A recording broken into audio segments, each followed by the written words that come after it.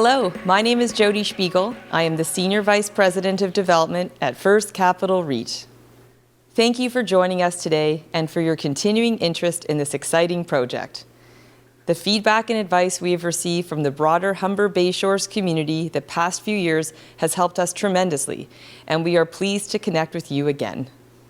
Welcome to our Town Hall, the virtual edition. Before getting started, I would like to acknowledge that this is a very challenging time for all of us, and we at First Capital hope that you are all safe, healthy, staying positive, and looking forward to brighter days ahead.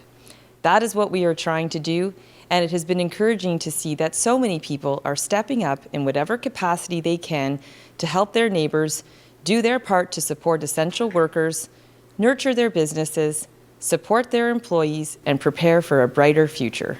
Mindful of the times, I would like to thank staff at the City of Toronto, the TTC, Metrolinx, and all the agencies that have been involved in reviewing our plans for their helpful direction and comments.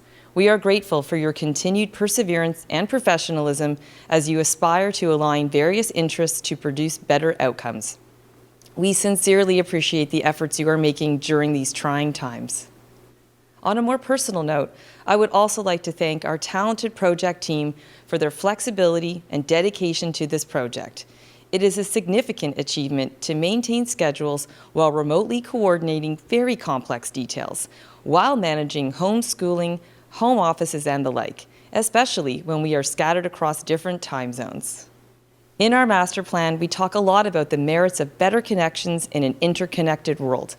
Improved access to transit and public places, new retail shops, restaurants, institutional and office uses.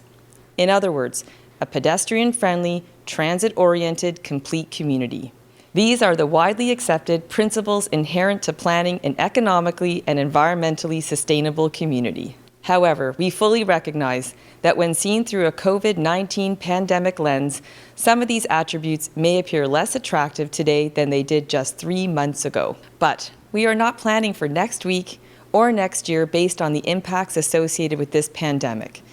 Ours is a long-term vision that is built on sound planning fundamentals that are flexible, resilient, and adaptable, and therefore suited to a bright, prosperous, and healthy post-COVID world that may be a little different, but still focused on the things we value most. Given the exceptional circumstances we all find ourselves in, we have adapted our outreach approach to ensure that our consultation efforts are as good or better than before. We are making greater use of our dedicated website, set up this virtual town hall, and launched a new digital engagement platform to facilitate our outreach efforts. We want to give you the tools to ensure we maximize the potential of the Humber Bayshores area. We know that you are a sophisticated community and are confident that you will take full advantage of these opportunities to share information with us and your neighbors to ensure that all those interested can participate in this process. On Tuesday, May 19th, we delivered a revised package of detailed plans that reflect the comments and feedback we have received since October when we first submitted our master plan to the city and the broader community. This package includes a revised official plan amendment submission, as well as new zoning bylaw amendment and draft plan to subdivision applications. All of these documents are currently accessible on our website. The purpose of this virtual town hall is to provide you with the updated master plan, highlight key changes, and answer questions you may have. To start things off, our lead transportation consultant, Alan Lloyd from the BA Group, will provide you an update on the road, transit, cycling, and pedestrian connections we are proposing. Alan's short presentation will be followed by lead master plan architect, Alfredo Carabello from Allies and Morrison. The second half of our presentation will be a question and answer format moderated by our lead planner, Cindy Rotenberg-Walker from Urban Strategies. Thank you for joining us.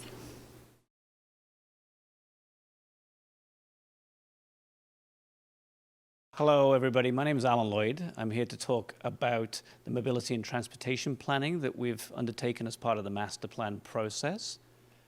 Last time we met, and I was in front of a group of people in the community talking about mobility and transportation for the 2150 Lakeshore property. We talked a little bit about the challenges in the area And then we talked about how we were responding to that as part of the master plan and how we believed that was important. So we're aware of the challenges that people in this area face trying to reach higher order transit, and really that level of accessibility isn't probably what you would like today. We're also highly aware, of course, of the traffic congestion and the issues that are faced in the community daily, largely because of the overspill from the Gardiner Expressway along Lakeshore and Park Lawn. And these were central elements that we really wanted to address as we went forward in the master planning, because we believe that those are responsibilities that we do need to answer, not only for the development itself, but of course for the community at large. So we had three big ideas that we were moving forward with. We wanted to create new transit options for the neighborhood at large, and of course for the development proposal. We believe we can do that. We wanted to address the traffic congestion in a meaningful way that actually really enabled the neighborhood to be benefited positively by the interventions that we could create. And then lastly, we really wanted to create a walkable community that could really enable the whole of Humber Bay Shores to leverage the development opportunity and the mixture of uses that are planned within the development plan on a really grassroots, walkable, on-foot basis. So what have we been doing in the last little while? Well, the master plan has evolved. These processes do involve change and refinement. What is important really from a mobility perspective is that the large, big moves that I just referred to are still central to the planning of the master plan. There have been changes related to parks, changing size and growing, and other moves on the more urban design perspectives, but the elements of the mobility plan that have changed a little bit relate to some TTC work that we have been engaged quite heavily with, buses on Park Lawn, they were in a different location originally, and how to integrate the LRT facilities into the GO Station transit hub that we're proposing. Which brings me to transit, a really critical piece of the master planning effort, and central to the ideas and the themes that we've really been working through as part of that whole mobility planning for the area as a whole. We're proposing a new Park Lawn GO Station. That's a significant facility on the Lakeshore West Line, and we're working really hard with Metrolinx and the City of Toronto to bring that to a reality through all the processes required to actually enact and implement such a big piece of infrastructure. But it's not just about the GO Station, of course. We really need to be able to bring local transit and local people to that GO Station to take advantage of the great travel opportunities that system provides. Part of our master plan is to bring a dedicated LRT facility through the development plan from Lakeshore to the GO Station, a dedicated transit LRT facility providing great passenger connections to and from between those two facilities. And then also, of course, buses. And these are an important part of serving a lot of southern Etobicoke. TTC have been highly engaged through a process with us in providing optimal bus locations on Park Lawn Road, just adjacent to the transit hub itself, providing great opportunities for passengers to obviously connect between the GO Station and the bus network. And we're really actually interesting changes as part of the master planning process, and the master plan itself have been the introduction of a pedestrian connection, street connection that links to Station Plaza and between those bus stations and the main transit hub itself, providing a really great environment for that passenger transfer to occur in. Brings me to the traffic congestion. Now, this is not a new topic for this neighborhood. This is something that's been all the time I've been involved in work and development work down in Humber Bay Shores. This has been a top-of-mind discussion. Well, we think we've got a big proposal for this in terms of the relief road, now called Street A in the documentation submitted to the city, which is a major bypass in some ways. It's a major facility, a new connection linking from Park Lawn to Lakeshore Boulevard, going under the railway line that really, in its essence, allows for traffic that would currently be using Lakeshore and Park Lawn to bypass pieces of the Gardiner, doing so to the detriment of the Humber Bay Shores neighborhood and to the character of Park Lawn and Lakeshore itself, and allowing that same traffic, the heavy commuter traffic, to be routed around the rear of the north side of the property, of the development property, along the Gardiner corridor, and really removing them from Lakeshore and Park Lawn, where you really want to be able to create a much more locally focused Main Street condition lined with retail, providing for all road users, whether you're on a bike, a pedestrian, high use of transit, but a lesser car-oriented environment that would allow those two streets to become the spines of the Humber Bay Shores neighborhood in a way that they haven't been able to this point. And that's a big focus, a big opportunity, we believe, through the redevelopment of this property.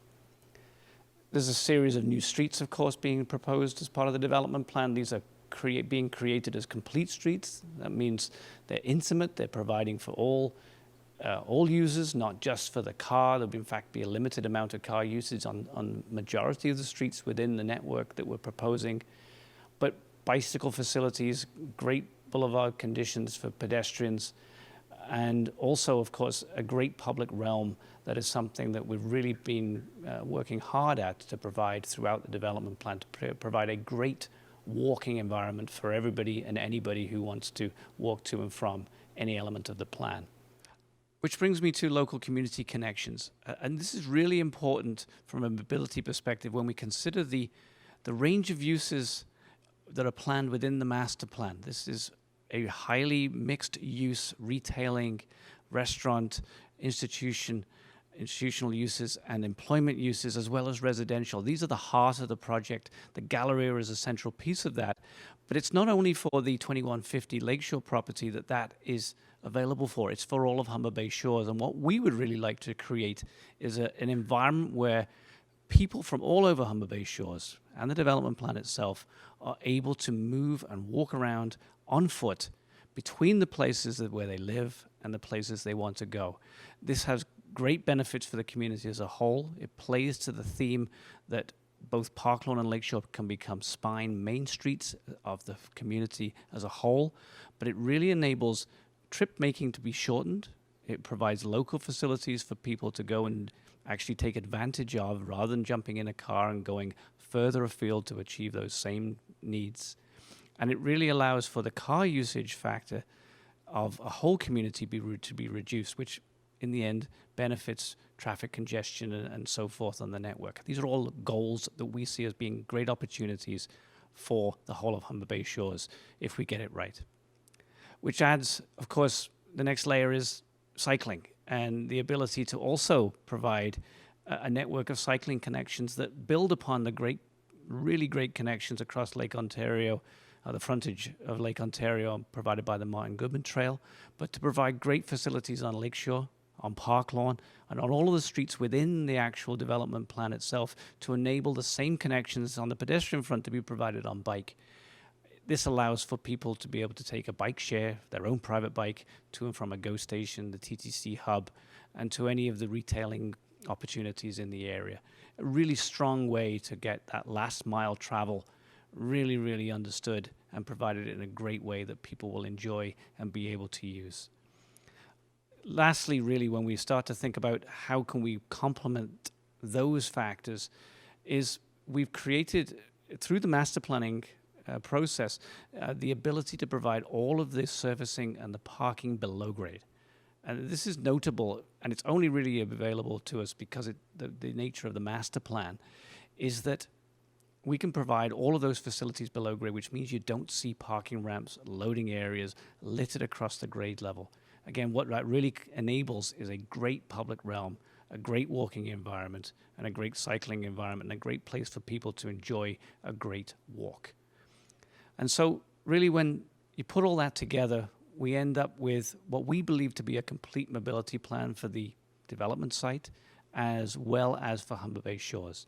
The provision of great transit opportunities, we believe, is going to be vital to obviously the development plan, but also highly beneficial to all of the community. That's on the GO side, and of course on the TTC side, and linking those services together. And that's something we really are excited about trying to make happen. There's a great public realm and a great pedestrian realm and a great cycling story that we really want to complement through this process. Now, of course, these things are also topics that are going to be reviewed through the city's Transportation Master Plan and the Christie's Secondary Planning Study. those vehicles plus work that we're also doing with Metrolinx are the ones that are going to enable the big infrastructure moves to be actually made. Without those, it would be very difficult for a development like this to actually create that environment. In this case, there's a great coming together of processes that will allow real action to be implemented. And we look forward to working with you in trying to make that happen. Thank you.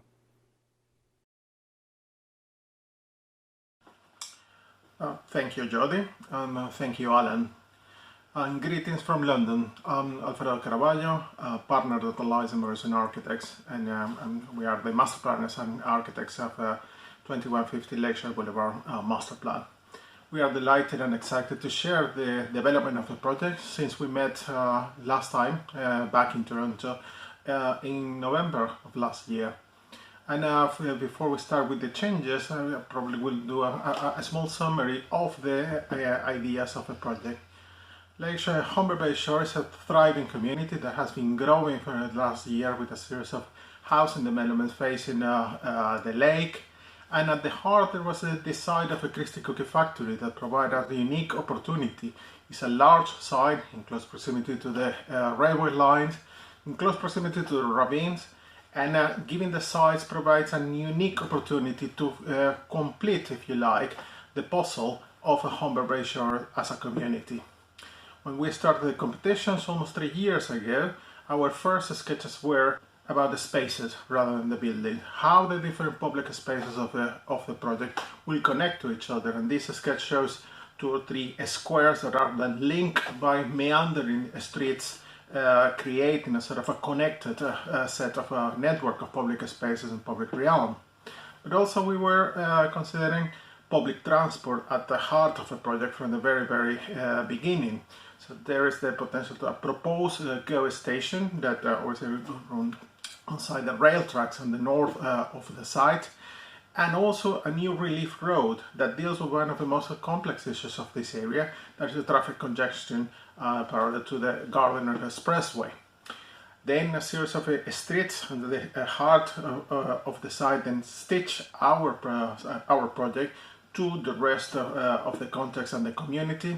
And then we have a large green park in the sort of a more strategic location in relation to existing shadows for existing buildings, and protected from environmental issues around the site.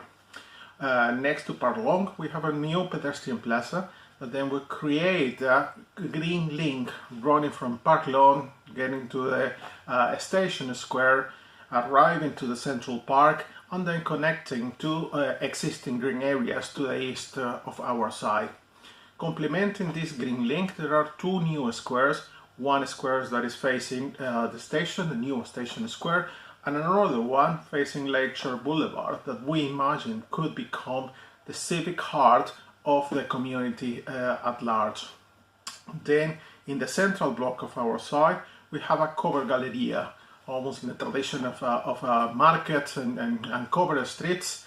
It's a linking element between public spaces, the park, and the loop road that defines the central block. All these different elements then define an active and intense public realm in which we have potential schools, we have new work opportunities, particularly with a series of office buildings facing the station square, but also in the Galleria. And we have a series of new uses of entertainment and potential nurseries, potential community centers, food store that will create a vibrant community and services that the district currently lacks, and then complemented by a diverse offer of housing with low-rise, mid-rise, different type of high-rise and different type of buildings that will create a new heart for Humber Bay Shores, and in our view a great addition to the skyline of Toronto facing the lake. But obviously we were in a public consultation with you back in November. We want to reverse some of the things that we heard back then, so that then the notion of a place for the community, a new heart, the notion of a place for the community to gather, the issues of traffic and congestion, and how this project is going to deal with the issues of traffic that currently exist, and obviously as the community grows, how that will be tackled, and the issue for public transport, The idea of having more shops, more restaurants, more services, more places to go during the weekend and after hours. Also, as mentioned, also having schools, libraries, community facilities that in a sense make the community complete, if you like. Employment and places to work, so that diversify the type of uses that exist in the community. Housing for different type of people, different type of offers, housing for families, housing for seniors, so that they once again diversify the place. And finally, hopefully we are making justice to this ambition, high quality architecture, design buildings and design of the spaces worthy of our waterfront, your waterfront. So what has changed in relation to what we heard and the evolution of the master plan? Firstly, one of the vehicular streets connecting Park Lawn with our internal loop, so spaces basically for cars, have moved from that to become a places for pedestrians. It's a new pedestrianized street that creates then a new connections between Park Lawn and the Station Square, but also emphasize this green link between the west and the east of the site through Park Lawn, Station Square, some of the groves that we have, and then to the central park of our area. This becomes a very generous and wide green and pedestrian space that turns what used to be a space for a road for cars into a welcoming gateway, green and pedestrian gateway into the project. So this lane takes you to Station Square, that then you can see it here on the left at the back. But if you carry on walking through what we call the largos, that are these series of groves and large sidewalks, then you eventually arrive to the heart, the green heart of the project, that is obviously the Central Park. We have always also been working on refining the massing and carry on studies and environmental studies and so on, trying to allocate the right height and the right massing in the right places. And some of the things that we have been doing is lowering some of the tall buildings that we're facing the existing street, Park Lawn and Lakeshore Boulevard, and then shifting some of this area into the buildings that are facing the garden at the north of the site, first facing the Gardiner Expressway and the railway lines. This has allowed us to then introduce a series of setbacks and some more series of lower buildings towards the existing street that effectively will create a sort of a more friendly environment. What matters most, that is the ground floor. So this will generate the completion of Lakeshore Boulevard with the sort of a missing side that obviously the Christie Cookie side is at the moment, with a series of buildings of different typologies and different heights, and also a more pedestrian friendly Park Lawn with pedestrian crossings, but also a series of active uses and the new cycleway is part of our master plan. At the heart then, we have a loop of charms. What do we mean by that? We have a series of public uses of different natures, public uses of public spaces.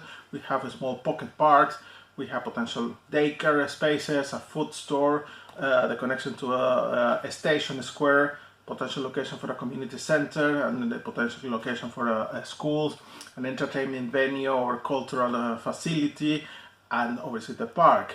All this created a sort of a network of activities that happens alongside the loop, what we call the loop road, holding together the center of the site.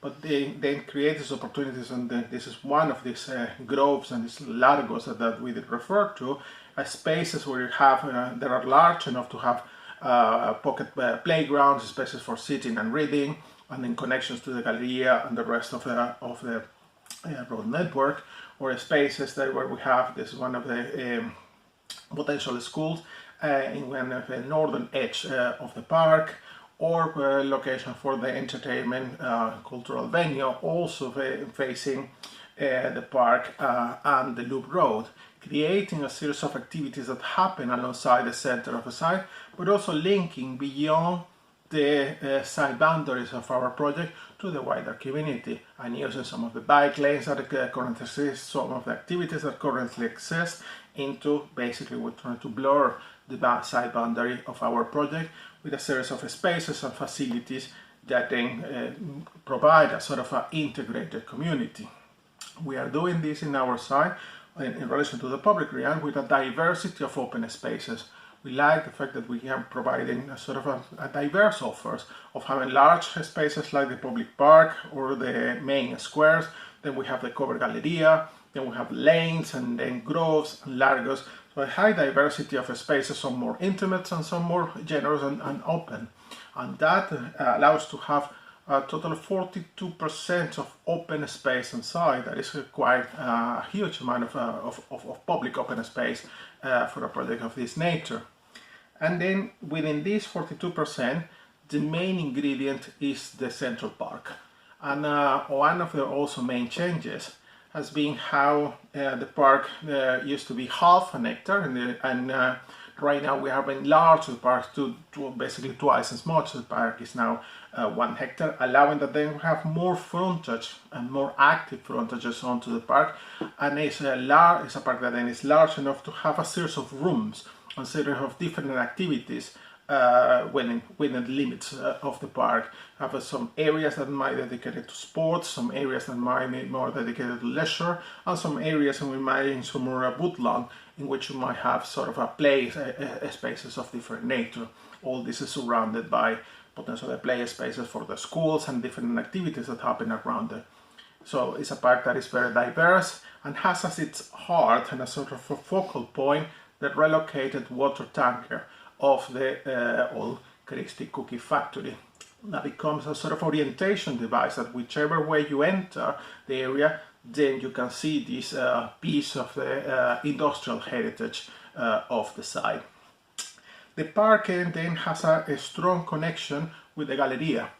So, and this is what we call the dual heart, the dual public heart of the project. You have one space that is open, and then you have the Galleria, that then is this covered street that if you are walking here, we're walking from Park Lawn, and then you right to the central space, you carry on, and then you have a sort of a market building on the right, and an office building on the left. And if you carry on walking east, then you arrive to this gateway that directly links the Galleria with basically the park, having this door of a covered open public space and an open public space. At the end, we imagine that all these changes and the evolution of the project provide the integrated community that we are all after, providing opportunities in the morning for the morning community in relation to the potential proposed GO station, with the services in the ground floor and your morning coffee. There are office buildings that then frame the gateway into the station, or meeting friends in Boulevard Square, which is the civic heart of the district at large. Space that we imagine that can work in summer and in spring, but also could be a very active space in autumn and winter, a gathering space for all season, where you can imagine having sort of a Christmas market and having ice skating rinks, and so that it becomes a sort of a heart throughout the whole year. This square is directly linked to the covered street of the Galleria, but also links to these more intimate lanes that are at the back of the market building, creating a sort of a diversity of type of spaces, open and closed. And then active uses that then happens all around the park, with working activities directly facing it, and in the park spaces for playing, spaces for relaxing. That is a park that not only is enjoyed by the buildings around our site, but also the ones that exist, the content that exist, bringing the neighbors in, creating a place for all. Hopefully, this combination of different uses of play and work and living and education and leisure, then we create this thriving community, this conjunction then of urbanity and green. Thank you very much. Good afternoon, everyone. My name is Cindy Rotenberg Walker, for those of you who don't know me, and I'm really pleased to be here, and I actually really want to thank you all for being here. I'm going to host the next half an hour of our virtual town hall, this live segment. Just for a little bit of background, I am an urban planner, a partner at Urban Strategies. We are working with First Capital to help them realize the vision for the future of the Christie Cookie site. The presentations you have just watched were all pre-recorded. I think that's probably clear to you. They were made, Jody's and Alan's were made here in the same COVID-safe studio that we're all speaking to you today from.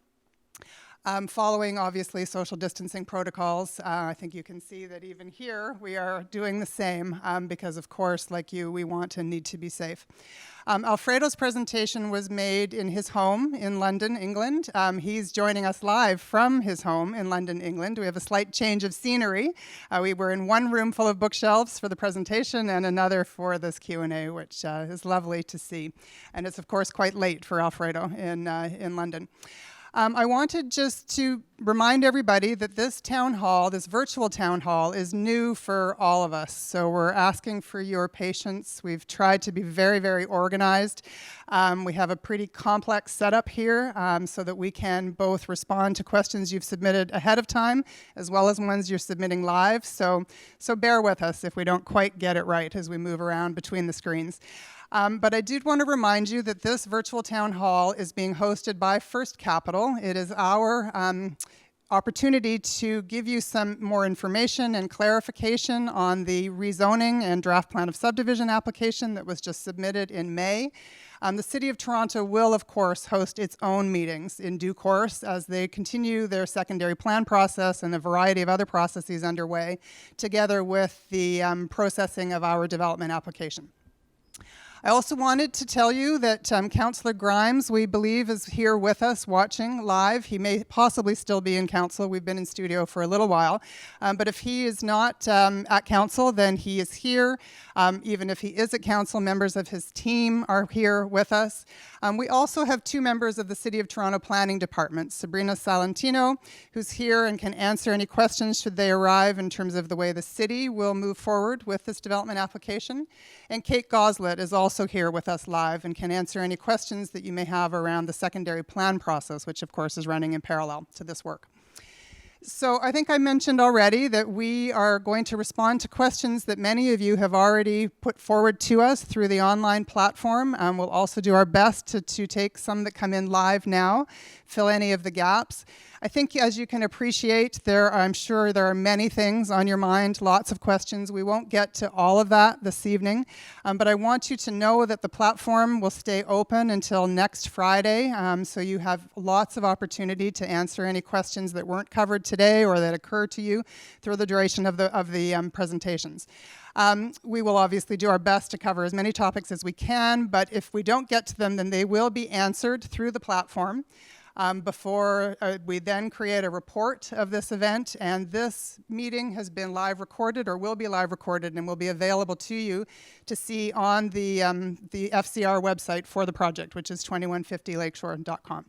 So without further ado, I'm going to move into the questions. So our first question comes from Jay Lobo about the plan in relation to COVID-19, of course, one of the primary things on all of our minds right now. And so his or her question is, will the pandemic delay the start of construction or change the design plan with respect to commercial and residential space, given the increasing trend to working from home? I'm going to ask Jody to respond to this question. Thank you, Cindy, and absolutely a very topical question on everyone's minds these days. And I think it's important to note we are planning for the future. We know that this pandemic, we will get past this, and so our thinking and our planning and our vision is for the future. We also know that good master plans, such as this one, have to be adaptable and must be resilient. We know that change is a constant in our world and will continue to be constant even after the pandemic has passed. And so with regards to the start of construction, it's very difficult to predict the complete impacts of this pandemic on the economy, but I can say that for what is in our control, we are committed to moving this project forward. And with regards to the commercial space and residential space, in our plans, we have provided for over 1 million square feet of non-residential density, and that is to provide for a wide variety of employment opportunities, and that includes office, retail, services, medical, restaurants. We know that work will continue to change. It always has. It's always evolving, and so this plan, being adaptable that it is, will continue to be resilient. We've also enlarged the size of our park. And so now our property, our development is going to be 40% open space, which is very significant and very generous. And so the enlarged park plus the 2 squares and generous sidewalks plus a pedestrian street that used to be a vehicular-only street and now is only for pedestrians to create extra connectivity. There's lots of places and spaces for people to gather and to be comfortable outside. Thanks so much, Jody. I think that just to echo, really quickly, it's been one of the things that has been really great to see that the plan that has been developed already through Allies and Morrison and the team as a whole is really touching on many of the things that we're all thinking about now, just in terms of the kinds of worlds we want to live in. So it's exciting. Next question. So the next question is from Jenny. It's about traffic. With this project comes additional traffic in the community. What is First Capital and the city doing to provide additional access to the Gardiner and roads that are already saturated with traffic? So I think not surprisingly, I'm going to ask Alan to answer this question around traffic. Thanks, Cindy. So I think part of this plan, we're doing actually quite a lot in moving this sort of part of the plan forward. I think large city planning is something that really is on, focusing around mobility, but really focusing around putting a lot of any new development around centering around transit and around really creating walkable communities that will enable whole areas to use, basically get out of their vehicles to an increasing degree. In this case, it's actually on a more local level. This plan and then the city's transportation master plan that is ongoing at the same time brings a very big lot of activity and a very strong lens perspective looking at transportation and mobility for this area. And of course, what we've been putting forward is this really twofold or threefold plan to address a traffic issue. And it's been very central to the master planning that you've seen from Alfredo's team. The first is to really anchor transit, new transit. The proposed GO station is a central part of everything we want to do. The integration of TTC transit and the busing and the LRT is another central piece, but then also creating a really walkable neighborhood, and that's not just the 2150 site, as I mentioned earlier. It is the whole of Humber Bay Shores to enable people to take a walk. It's a 5-minute to get to this great transit that we foresee. We see that changing the way Humber Bay Shores travels today. We see the reliance on a car usage that you may currently experience in the area being diminished in the future, and you have other options and other opportunities.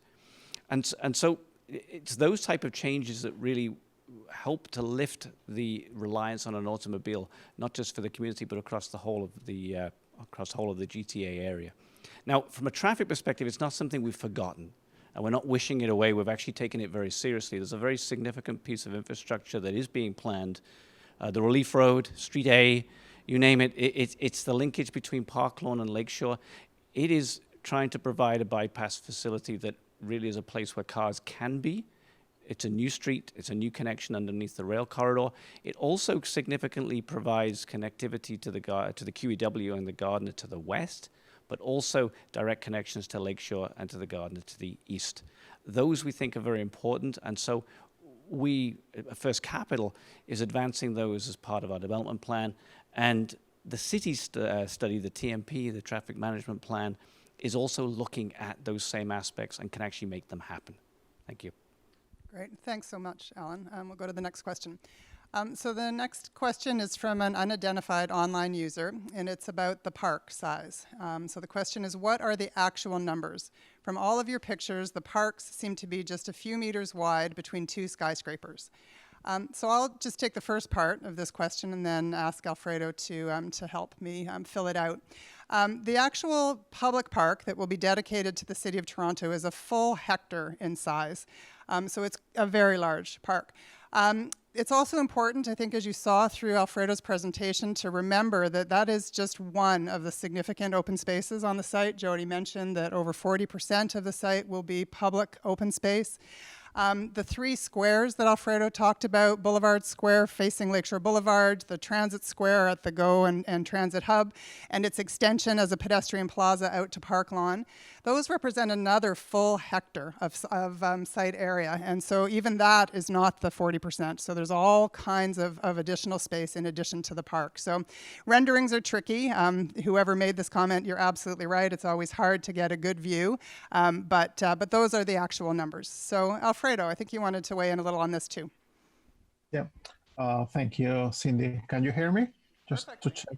Perfect. Now you always try to. Well, hi everyone from London, and wish I could be there. But it's interesting these days how well technology allows to keep connected and keep communicating.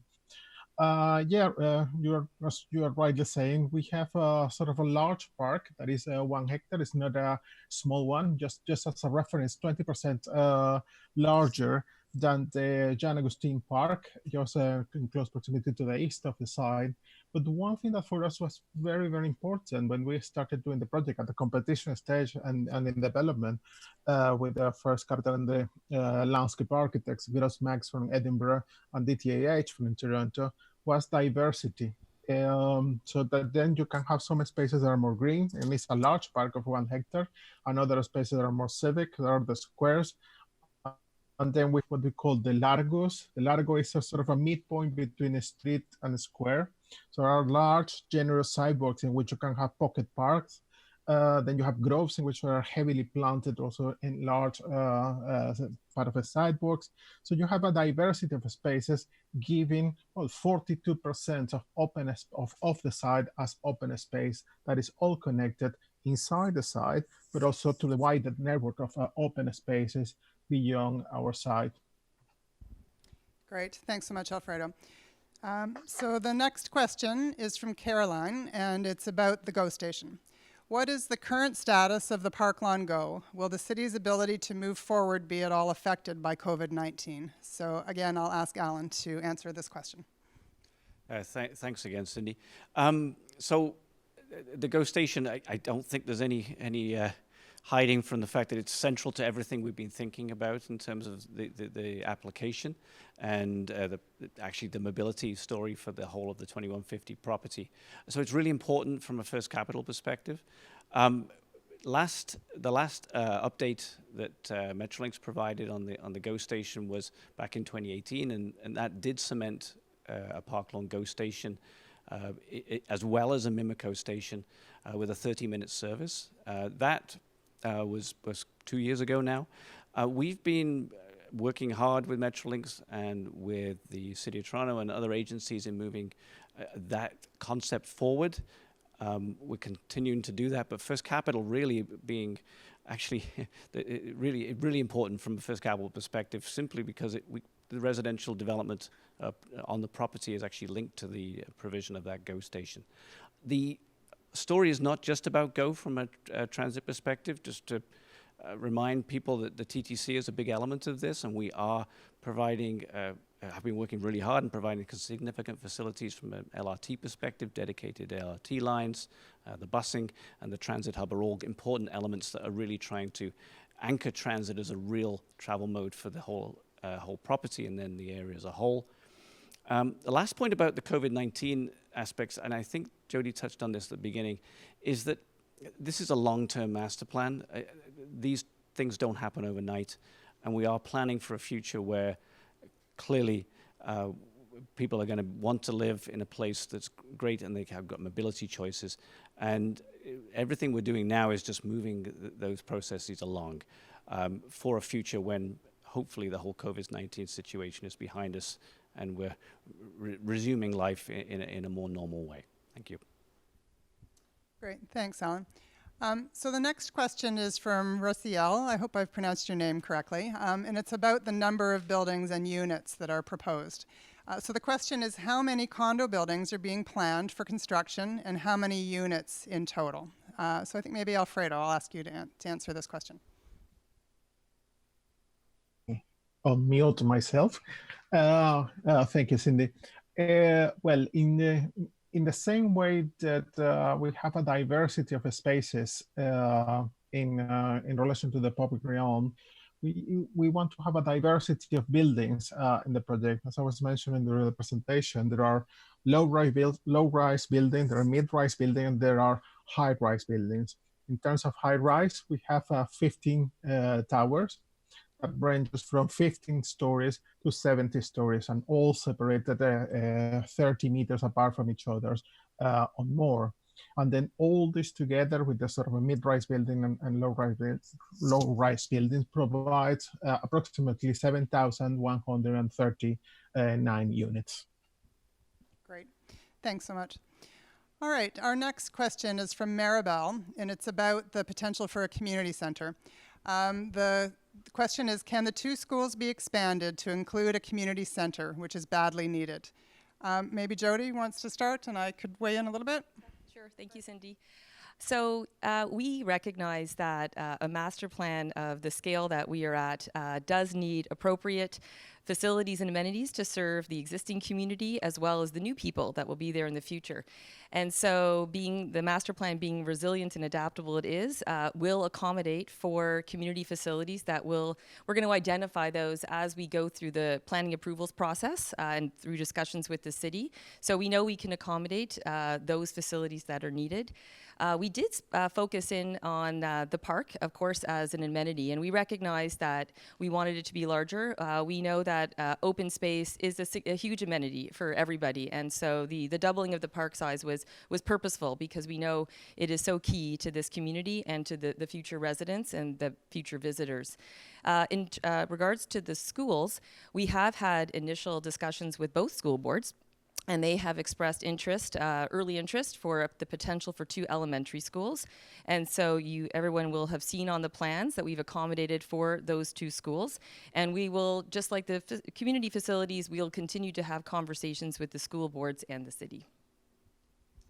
Great, thanks. I know that's not part of this question exactly here, but I also have been monitoring some of the things that have come through online. And one of the questions was around the timing of the potential schools and community center. So just there's a phasing strategy which has been communicated through the rezoning application that was submitted a few weeks ago, which shows all of the schools, the park, and the community center coming together in the 3rd phase of development. So right in the middle, actually just before the middle, which is really great, in my opinion, having watched a lot of communities build out without these community centers, schools, park lands coming until the very, very end.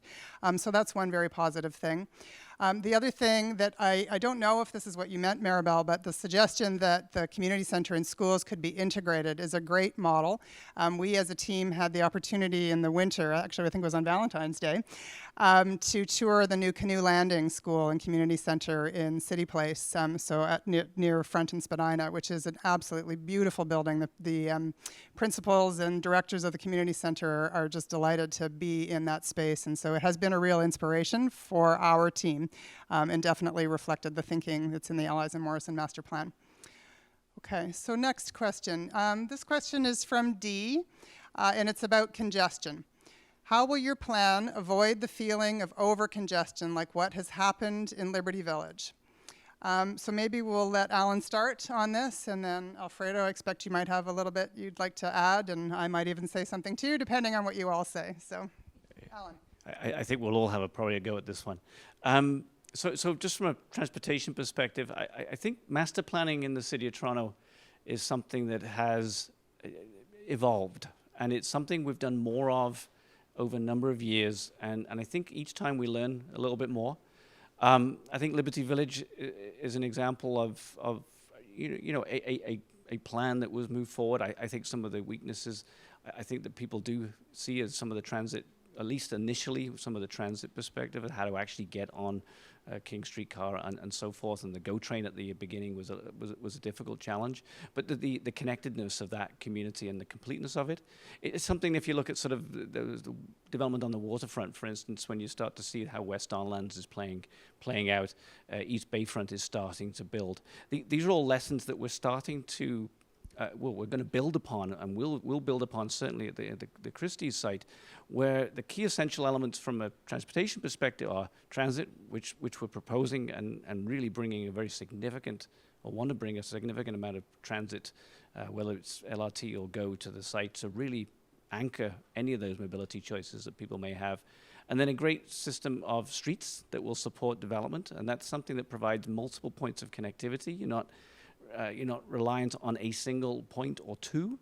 It is something that's a really well-connected series of streets and network that allow people to go pretty much where they want to go, whether it be in a vehicle or, importantly, on foot, on cycle, as part of a really walkable, complete community. And these are the things that the ingredients that you'd like to see in a community like this, where you've certainly got a mix of uses that allow people to move around, go and do the things they want to do in the local area. That will all build upon some of the lessons that we may have learned across the city as we've done this over a number of years.